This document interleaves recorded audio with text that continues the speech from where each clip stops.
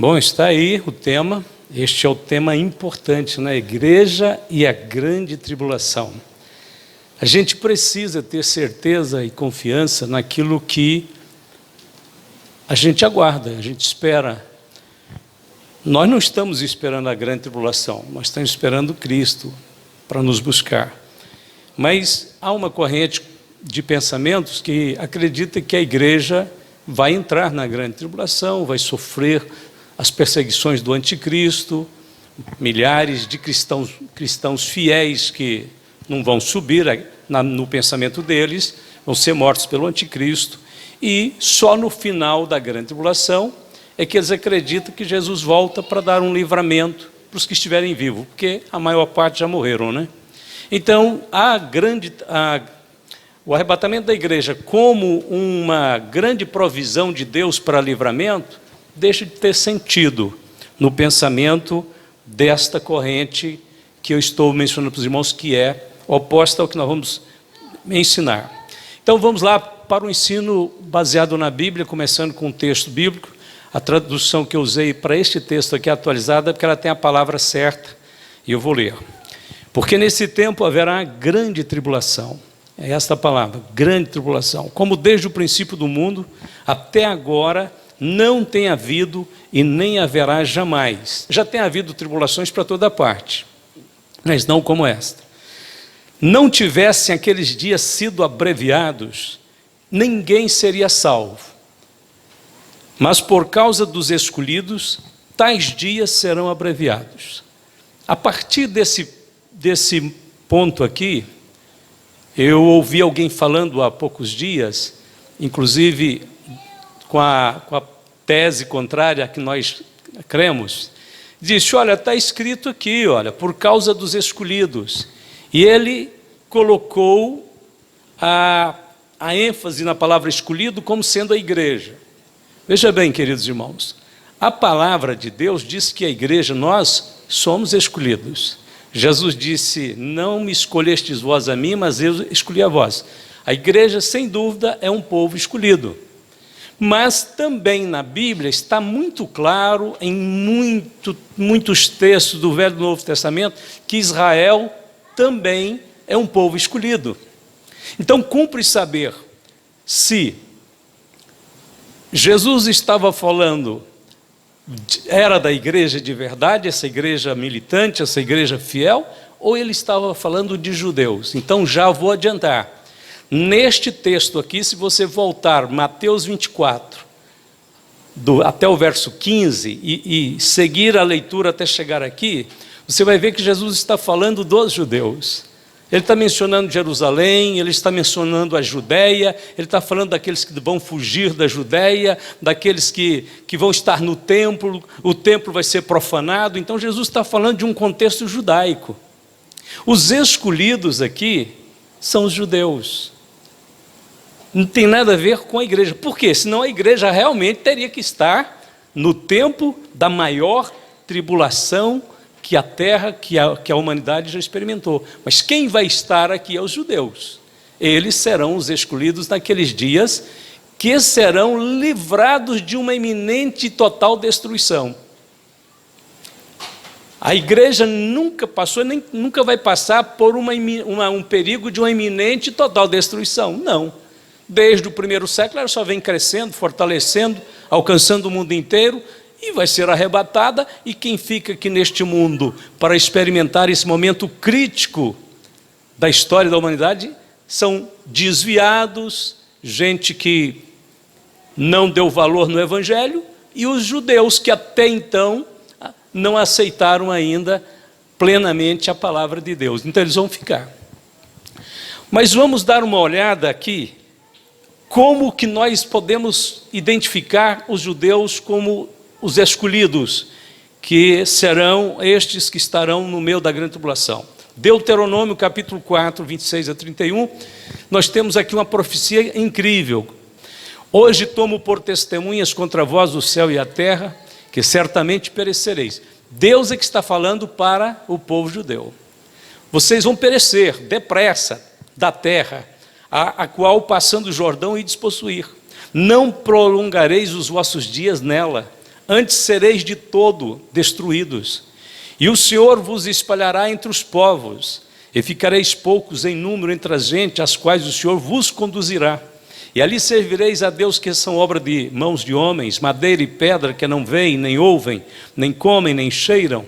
Então dali buscarás ao Senhor teu Deus e o acharás, quando o buscares de todo o teu coração e de toda a tua alma. Quando estiveres na angústia e todas estas coisas te alcançarem, então, no fim de dias, te virarás para o Senhor teu Deus e ouvirás a sua voz.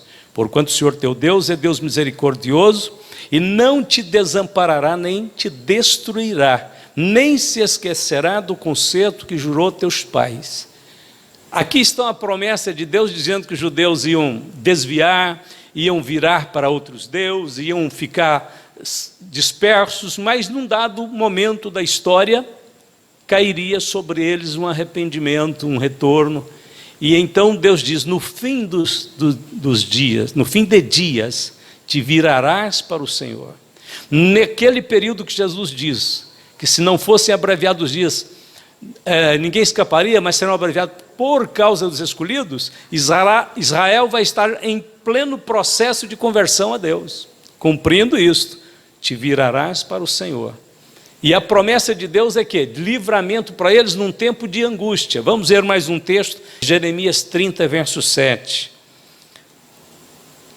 Jeremias 37 diz, porque aquele dia é tão grande que não houve outro semelhante, e é tempo de angústia para Jacó, então especificamente para os judeus. Ele, porém, será livrado dela, aonde nós estamos identificando que os escolhidos de Mateus 24 não é a igreja. Então a igreja não tem que estar aqui naquela época, mas serão os judeus. Daniel 12, verso 1.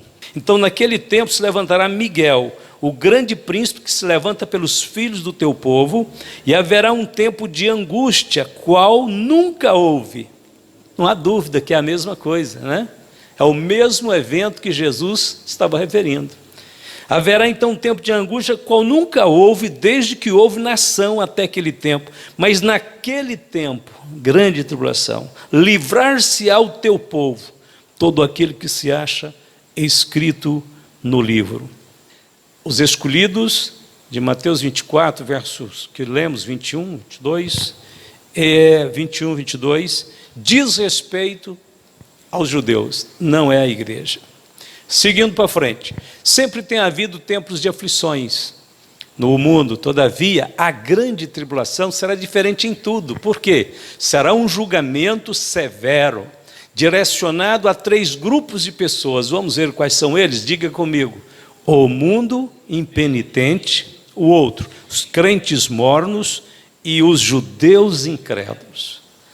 Para que grande tribulação? Porque Deus, primeiro, a Bíblia diz que Ele tem uma contenda com os moradores da terra que está contaminando o mundo, que está zombando da sua palavra, que está blasfemando o seu nome. Então Ele vai julgar esse mundo impenitente. Segundo, os crentes mornos, os crentes que têm uma noção de evangelho, de Bíblia, mas está desobedecendo a Deus, vivendo mundanamente.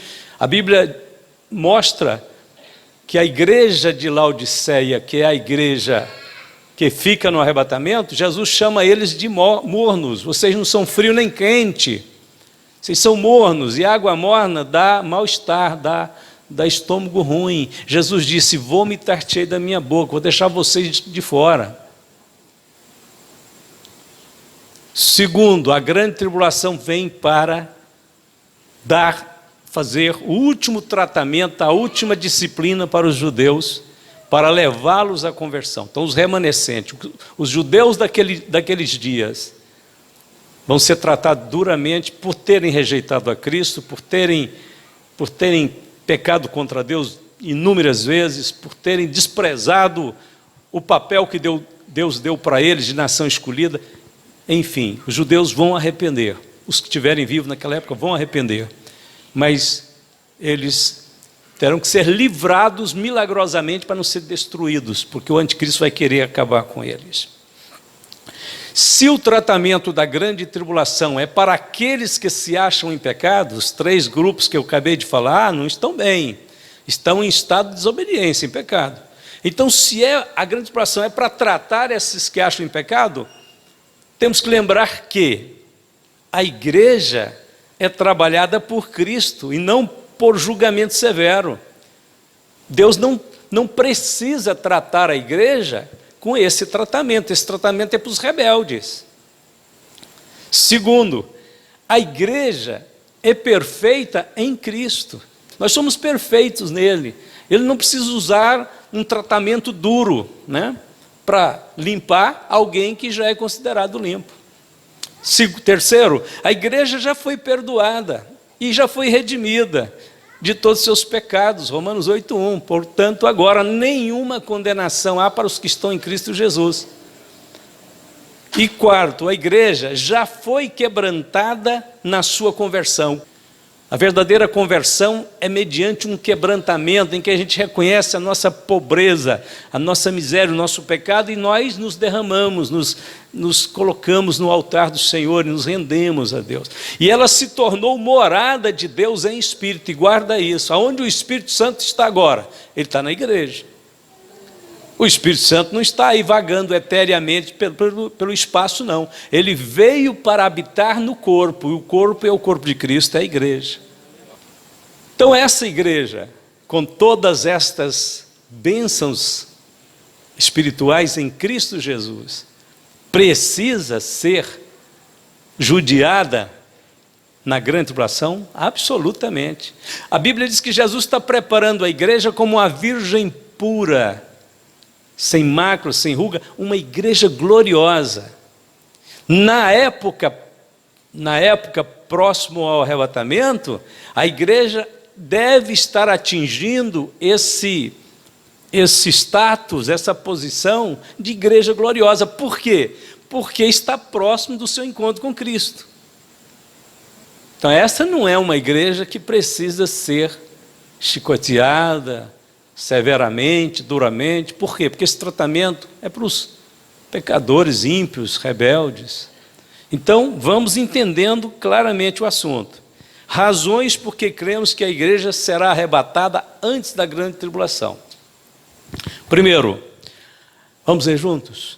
A grande tribulação será o tempo da ira de Deus, e Deus não nos destinou para a ira. O tempo da ira de Deus, vamos ver aonde ele está na Bíblia. Ele é mencionado várias vezes. Apocalipse 6, 16, 17. E diziam aos montes e aos rochedos: caí sobre nós e escondei-nos do rosto daquele que está sentado sobre o trono e da ira do Cordeiro, porque é vindo o grande dia da sua ira, e quem poderá subsistir? E vi outro grande e admirável sinal no céu: 7 anjos que tinham as 7 últimas pragas, porque nelas é consumada a ira de Deus.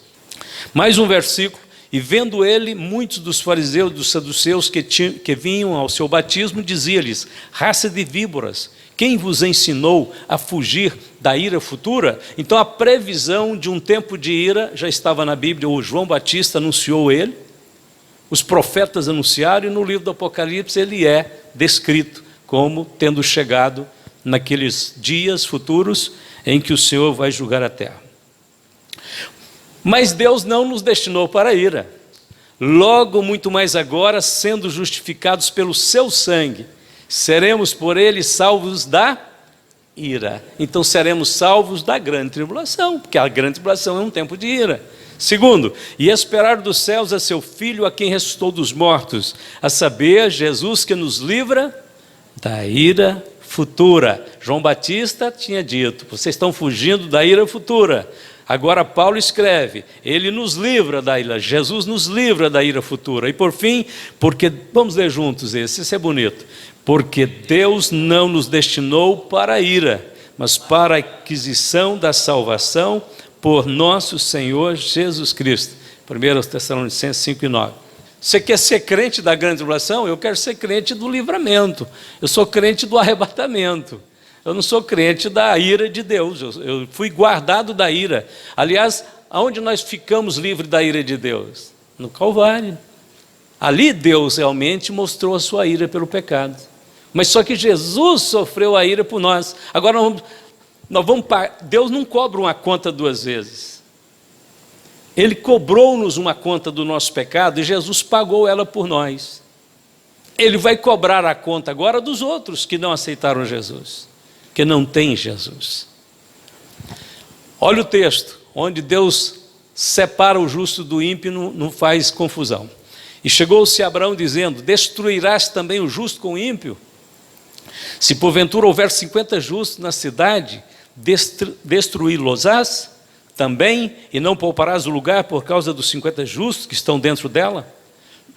Longe de ti que faças tal coisa, que mates o justo com o ímpio, que o justo seja como o ímpio, longe de ti seja, não faria justiça o juiz de toda a terra? Gênesis 18, 23 a 25. Isso aqui foi Abraão que estava dialogando com Deus, e Deus fala para ele: não vou julgar, não vou punir o justo com o ímpio.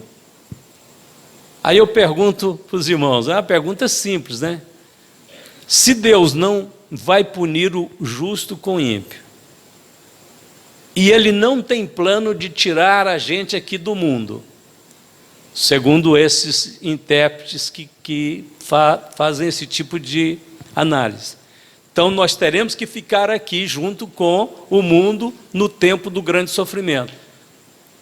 Mas Deus está dizendo que não vai julgar o justo com o ímpio. E a Bíblia diz que o julgamento da grande tribulação vai abranger toda a terra. Então Deus não tem um cantinho do planeta Terra para nos guardar e esconder. Se Ele não tem um cantinho para não nos julgar com o mundo, Ele tem que nos tirar daqui. Não tem outro lugar para nós ficarmos. Temos que ser tirados daqui, porque a Bíblia diz, o Senhor disse lá em Malaquias 4:1, que Deus não vai deixar nem raiz nem ramo. Então quem é que vai ficar isento da grande tribulação? Quem estiver no planeta Terra, todos irão sofrer as consequências. Então Deus tem que tirar a sua igreja, escondê-la no céu, guardá-la lá. Aliás, as promessas de Jesus para vir nos buscar são grandes. Então é um bom momento para Ele cumprir essa promessa antes da grande tribulação nos buscar. E é isso que Ele vai fazer, é isso que nós cremos. A Bíblia diz: como guardaste a palavra da minha paciência, também eu te guardarei da hora da tentação que há de vir sobre todo o mundo, para tentar os que habitam na terra. Apocalipse 3:10. Jesus está falando isso aqui para a igreja de Filadélfia, que é uma igreja fiel, que é o tipo da igreja que vai ser arrebatada. A igreja de Laodiceia diz: eu te vou vomitar cheio da minha boca, vai ficar. Mas para a igreja de Filadélfia, que é uma igreja missionária, dedicada, fervorosa, o Senhor diz que vai guardá-la, e guardá-la no céu, porque, como eu disse, não tem um cantinho aqui no planeta Terra que vai ficar imune. Então o Senhor tem que levá-la para o céu, para que ela não esteja aqui na hora da tentação que vai vir sobre todo mundo. Número 2, a grande tribulação será o tempo da manifestação do anticristo. Vamos ler. Ninguém de maneira alguma vos engane, porque não será assim sem que antes venha a apostasia e se manifeste o homem do pecado, o filho da perdição, o qual se opõe e se levanta contra tudo que se chama Deus ou se adora, de sorte que se assentará como Deus no templo de Deus, querendo parecer Deus. Segundo aos Tessalonicenses 2, 3 e 4. Vamos para o comentário. Quando Paulo estava em Tessalônica, ele ensinou que ocorreriam duas coisas simultâneas, logo após o arrebatamento. A grande tribulação teria início e imediatamente a manifestação do anticristo. Logo que Paulo saiu da cidade e foi embora, surgiram grandes perseguições lá em Tessalônica. Os crentes foram perseguidos. E alguns irmãos pensaram que aquilo era a grande tribulação, que já tinha acontecido o arrebatamento, eles tinham ficado. É por isso que Paulo tem que escrever a segunda carta aos Tessalonicenses, e é exatamente na segunda carta que Paulo fala para eles: não, irmãos, essas perseguições que vocês estão sofrendo aí não é a grande tribulação. Isso aí são tribulações cotidianas que o cristão passa, mas não é a grande tribulação. Por quê? Paulo vai explicar, ele disse: porque se fosse, o anticristo já estava aí. Na hora que aconteceu o arrebatamento e a grande tribulação começar, o anticristo também surge. Então Paulo disse, não, existe alguma coisa que resiste o anticristo, e esta coisa tem que ser tirada do meio, antes da sua manifestação. Paulo diz assim, porque já o mistério da injustiça opera. O anticristo é chamado o homem do pecado. Ele vai ser exatamente a encarnação desse anjo caído. Satanás vai dar a ele o poder. Então, Paulo diz, somente há um que agora resiste, até que do meio seja tirado. Existe alguma outra coisa para resistir Satanás, senão a igreja e o Espírito Santo que vivem numa parceria e numa comunhão profunda? Quando aconteceu o arrebatamento, a igreja sai do mundo e o Espírito Santo sai da frente, da resistência. E aí o anticristo vai deixar de ser impedido e ele se manifestará. Então ele explica para os irmãos da Tessalônica, vocês não estão na grande tribulação, o arrebatamento não aconteceu, porque não será assim sem que manifeste o homem do pecado, Satanás. E aí João também complementa, falando que, e todo espírito que não confessa que Jesus Cristo veio em carne não é de Deus, mas este é o espírito do anticristo, do qual já ouvistes que há de vir, e eis que está já no mundo. Filhinhos, sois de Deus, e já os tendes vencido, porque maior é o que está em vós, do que o que está no mundo. E o espírito do anticristo está querendo entrar e governar esse mundo, desde o início, mas ele nunca pôde. Ele consegue governar ali um agrupamento ali, uma comunidade dali, um governo dali, ele consegue tomar a mente do Nabucodonosor, a fúria do Herodes, ele consegue levantar um império destruidor, ele consegue inventar um partido político opressivo, tipo comunismo, tipo outras coisas que já surgiram no mundo, tentando dominar todo mundo, dominar o mundo, matando gente, destruindo, ele consegue. Quem vai dizer que não foi o espírito do anticristo que entrou em Hitler e fez ele matar os judeus, para acabar com a descendência daqueles que originaram a salvação para todos os povos? Claro que foi Satanás. Aliás, tem algumas histórias sobre Hitler que mostram que ele era tomado mesmo por um demônio muito violento. Diz que ele estava numa viagem, uma certa vez, na Alemanha, de um lugar para o outro, com seus assessores, deu uma fúria de ira nele dentro do avião, e ele arrancou o tapete do avião com as unhas e rasgou no dente, o tapete dessa grossura. Era impossível um ser humano fazer aquilo. Então, as pessoas que viviam mais perto de Hitler contemplou ataques de fúria, verdadeiras neuroses que ele tinha demoníaca. É por isso que ele fazia os judeus marcharem, mulheres, criancinhas, irmãos, milhões de judeus marcharem nos campos de concentração para as câmaras de gás, tocando. Ele punha uma orquestra para tocar músicas clássicas e dava flores para eles quando eles passavam pelo corredor, para entrar lá na câmara de gás e morrer. Ele era sádico, ele era doido, ele era endemoniado, ele era satânico. Imagina, ele fazia isto. Mas esse espírito do anticristo só consegue dominar alguns momentos, alguns segmentos, algumas levantes, né? Por isso que a gente fica sempre atento, viu? Com essas movimentações políticas, com esses negócios que acontecem no Brasil, que acontecem em Israel, que acontece lá na Ucrânia, lá na Rússia. De vez em quando nós temos que levantar clamor, repreender Satanás, porque ele está aí, é o espírito do anticristo. Mas ele não consegue entrar, porque a igreja está resistindo a ele, o Espírito Santo está na igreja. Então Paulo explica aos irmãos, ele não manifestou? Não, é porque vocês não foram tirados, porque ao que vocês foram tirados, ele manifesta. Porque o que está resistindo, ele está no meio. Louvado seja Deus, que Deus deu à igreja um papel tão importante, né? São pessoas tão simples, humildes, que servem na igreja. Às vezes são pessoas iletradas, que não têm nenhuma formação intelectual, mas são verdadeiras resistências contra as forças do mal. Enquanto a igreja estiver na terra, o Espírito Santo estará dentro da igreja resistindo Satanás. Terceiro, a grande tribulação vem depois do arrebatamento, no livro do Apocalipse. Então não vem antes. Vamos ver. a história da igreja foi profetizada nos capítulos 2 e 3 do Apocalipse, através das 7 igrejas da Ásia. O arrebatamento acontecerá no início do capítulo 4. Terminou a história da igreja? Igreja de Filadélfia, igreja de Laodiceia, quem sobe, quem vai, sobe, quem tem que ficar, fica. E aí João então entra no capítulo 4 dizendo: ouvi uma porta aberta no céu, e uma voz como de trombeta, dizendo fortemente: sobe aqui. E João diz assim: eu fui arrebatado. E aí ele começa a dizer: me encontrei no céu, depois de ser arrebatado, me achei no céu, onde havia um trono, onde havia todo um aparato, Deus preparando tudo e tal. E ele começa a descrever a visão celestial. Ali o arrebatamento. João representa a igreja de todos os tempos, de todos os lugares, de todas as denominações cristãs verdadeiras, que vai ser tirada deste mundo. E isso é o capítulo 4, o início do capítulo 4. A grande tribulação ainda não começou, ela vai começar no capítulo 6.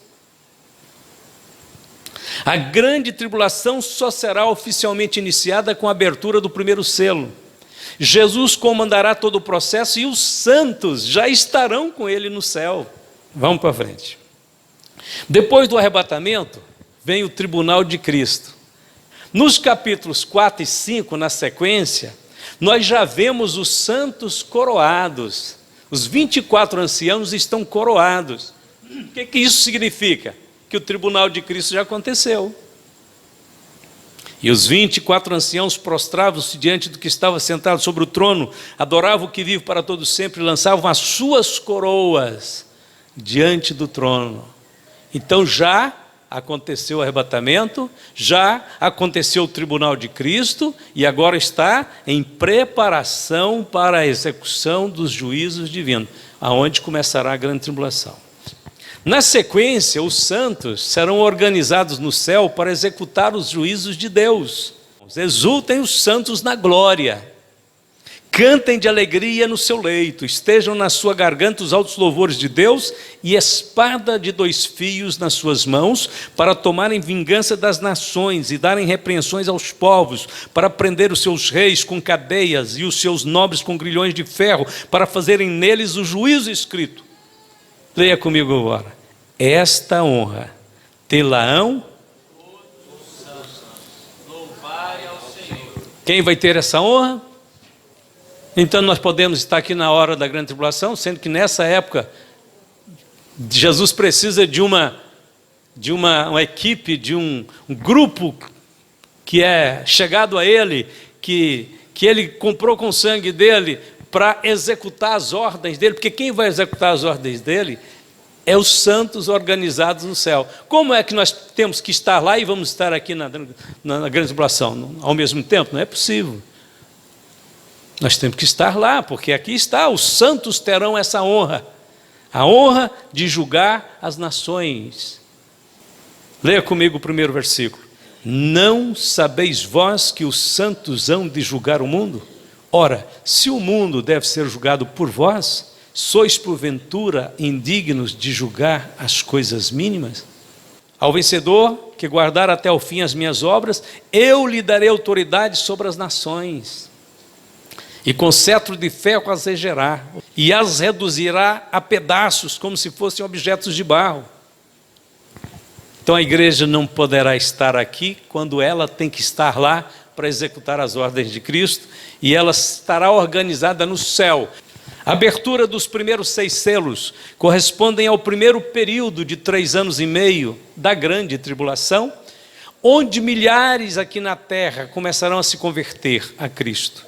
Aí eles são chamados de santos. Esta é outra confusão, porque quando fala assim que o anticristo perseguiu os santos e os venceu, eles pensam que é a igreja noiva. A igreja noiva foi. Esses são novos santos que reconciliaram depois do arrebatamento. Não podemos confundir os santos do arrebatamento com os santos da grande tribulação. Os primeiros já estarão glorificados no céu, enquanto os outros serão perseguidos na terra. 4. A Bíblia não diz que devemos aguardar a grande tribulação, mas aguardar a Cristo. e para aguardar dos céus o seu Filho, aquele ressuscitou dentre os mortos, Jesus, que nos livra da ira vindoura. 1 Tessalonicenses 1, verso 10. Se a igreja tivesse que enfrentar o anticristo, Paulo teria que escrito doutrinas.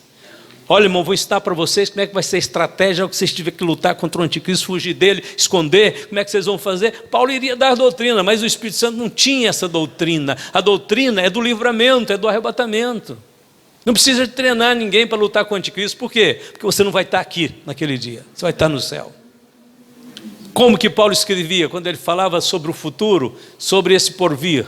Mas a nossa cidade está nos céus, de onde também esperamos o Salvador, o Senhor Jesus Cristo, que transformará o nosso corpo abatido para ser conforme o seu corpo glorioso, segundo o seu eficaz poder de sujeitar também a si todas as coisas. O arrebatamento é um mistério oculto em Deus. Eis aqui vos digo um mistério. Na verdade, nem todos dormiremos, mas todos seremos transformados num momento. Ouça isto aqui, é muito importante. O arrebatamento é um mistério. Ah, mas nós já sabemos que vai ter o arrebatamento. Isto não quer dizer ainda quase nada. Saber que vai haver um arrebatamento não diminui, ele continua sendo um mistério. Você e eu não sabemos explicar e não temos uma mente capaz de entender nem 1% do que está envolvido nessa promessa, nesse evento, nesse empreendimento do céu vindo na terra para buscar milhões de pessoas, inclusive pessoas que estão mortas, que vão ressuscitar. Como é que vai acontecer isso? Nós só sabemos que é pelo poder de Deus, mas isso não diminui, continua sendo um mistério. E Deus quer que seja um mistério. Por quê? Porque é um mistério para nosso favor. Nós precisamos saber tudo, nós precisamos crer e ficar esperando e crendo, dizendo: Maranata, vem mesmo, Senhor Jesus.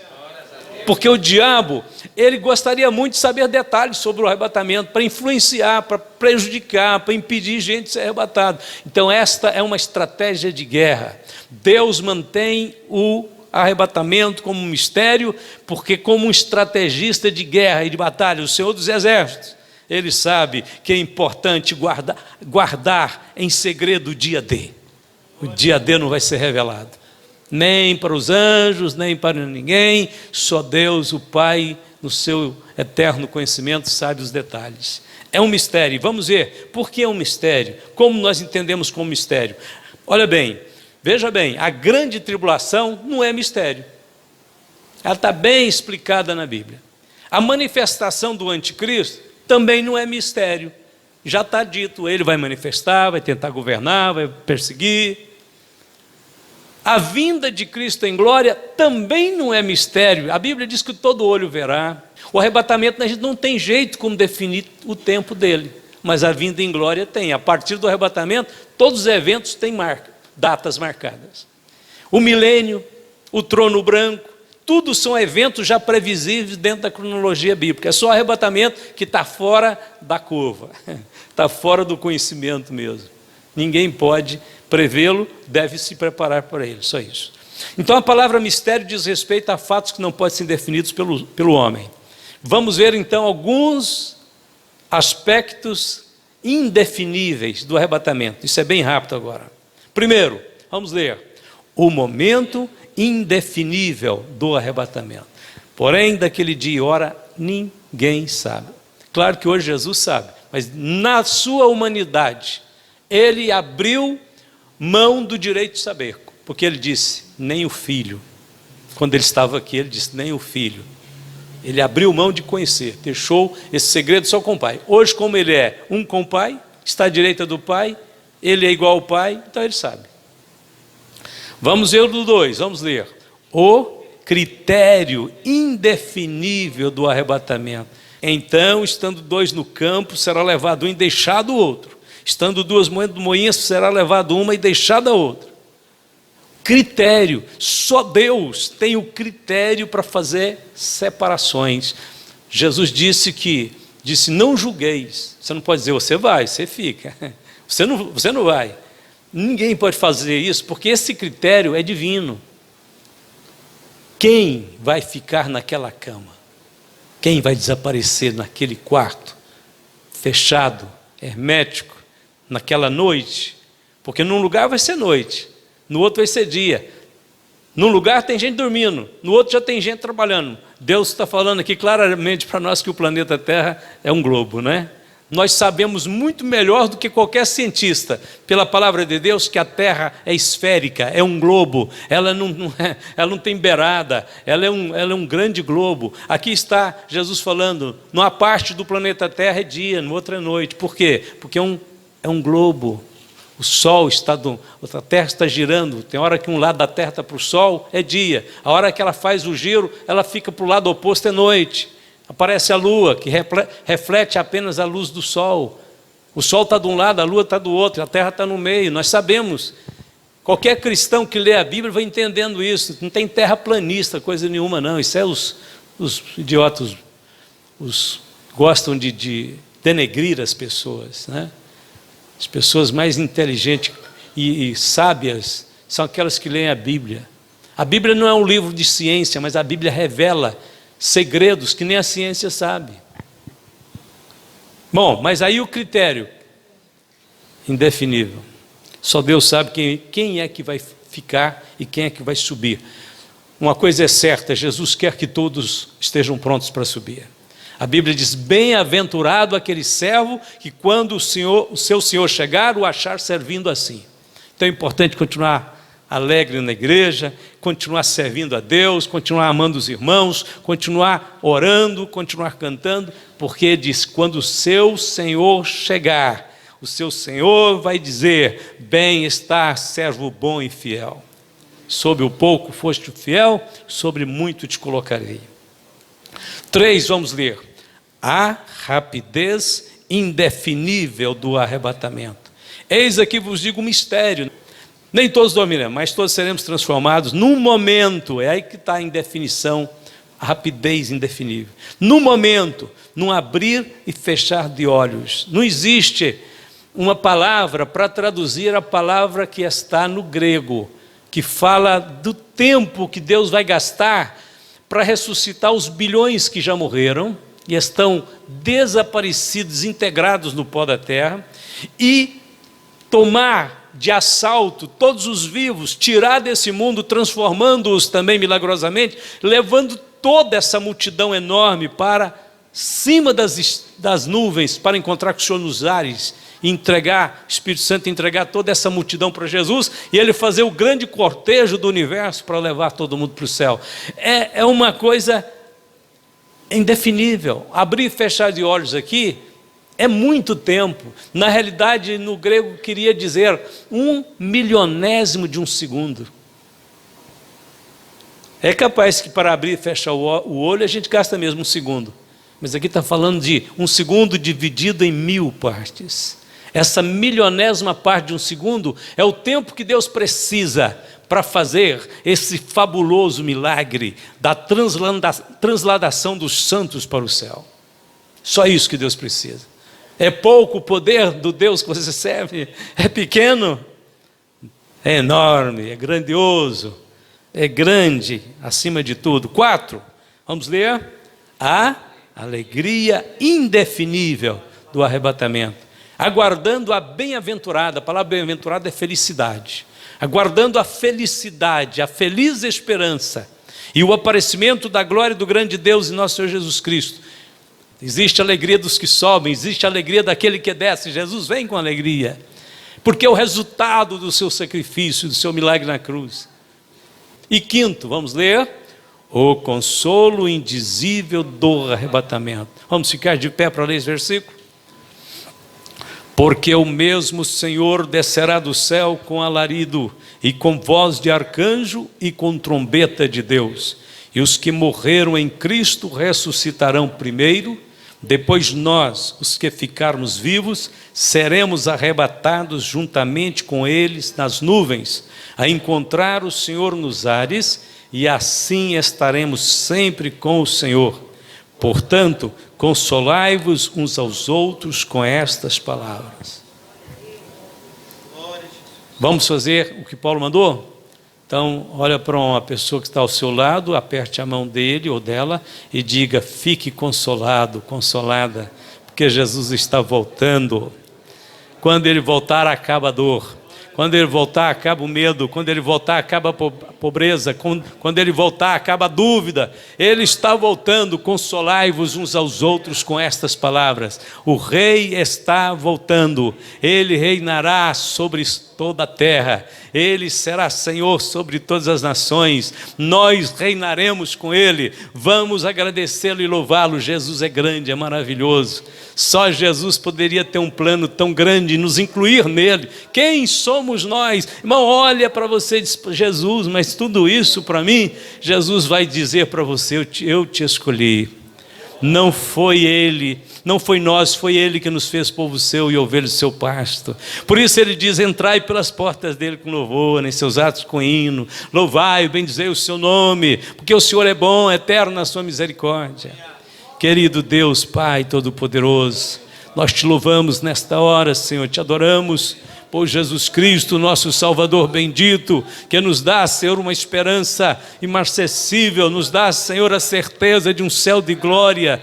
Pai bendito, nós oramos para que as pessoas conheçam a verdade, sejam libertas por elas, sejam, Senhor, movidas pela Tua palavra, que é a única palavra que tem a solução para os problemas deste mundo, para as nações, para a sociedade, para todos que vivem. Só o Senhor tem um céu de glória, só o Senhor tem um lugar perfeito e seguro para aqueles que te amam. Obrigado, Senhor, abençoe todos os meus irmãos em toda parte da terra, em todos os lugares onde há aflição, há medo, onde há gente poderosa oprimindo o fraco, fazendo injustiça.